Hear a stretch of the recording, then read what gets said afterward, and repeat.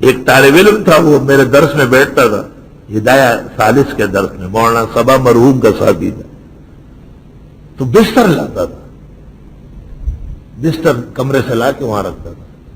تو ایک دن میں نے پوچھا سچ بتاؤ یہ بستر کیوں لاتے ہو؟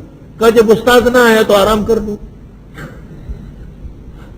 استادان خدیر خو استادان جو خدای جنتی ڈول کی ندی خو ایمان دا 15 منٹ رست والا جگہ بڑے خو استاد 15 منٹ دیر سے آئے وہ بہت اچھا استاد ہوگا، اور استاد اپنی بڑائی اس میں سمجھتے ہیں کہ ہم بہت بڑے، ہمیں کوئی کچھ نہیں کہہ سکتا ہے، کوئی کچھ نہیں، گردن سے پکڑے جاؤ گے۔ طلباء کا وقت ضائع ایسا دور دیکھا ہے کہ استاد کلاس کے پاس آ کے پوچھتے تھے ارے بھائی وہ باچا خان کو کہو گھنٹی تو بجائے۔ دیکھا تو لائن سے مصباح اللہ شاہ سے، مولانا بدیع الزمان سے، سب لائن سے کھڑے اپنے اپنے کلاسوں میں داخل ہو رہے ہیں۔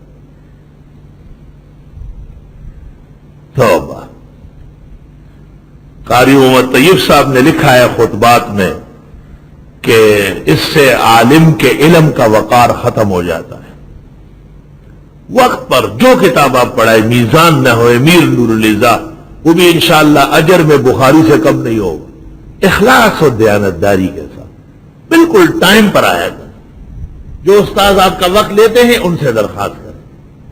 ادارے نے اوقات تقسیم کیے ہیں، گھنٹے مقرر ہیں، میرا گھنٹہ ہے، آپ تشریف لے جائیں۔ یہ بڑے استاد ہیں، ایک بڑے استاد نے کہا میرے 25 سال ہو گئے۔ میں نے کہا یہ تو ایک مقالہ ہے آپ کا ہے، اب میرا سن لو۔ 25 سال میں کوئی 2 گھنٹے، 5 نہیں 2 آپ مجھے بتائے کہ آپ ٹائم پر گئے ہو۔ انشاءاللہ 1 گھنٹہ بھی ایسا نہیں ملے گا۔ آپ کا مزاج ہی وہی بارش اور برسات والا ہے، دیر سے آنا، بارش برسات۔ تو میں نے کہا اب اس ٹائم کو ہم صحیح کرتے ہیں۔ میں نے ان کے سامنے حساب لگایا، 7.5 سال لگ گیا، 7.5 سال۔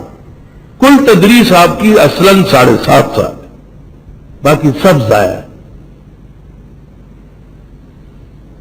اللہ تعالیٰ اساتذہ اور مدرسین کو تر و تازہ رکھے، باغ و بہار رکھے، جمال آرا اور باغ کی سرسبزی و شادابی ان کے مرہون اخلاق ہے۔ لیکن تنبیہ بھی ضروری ہے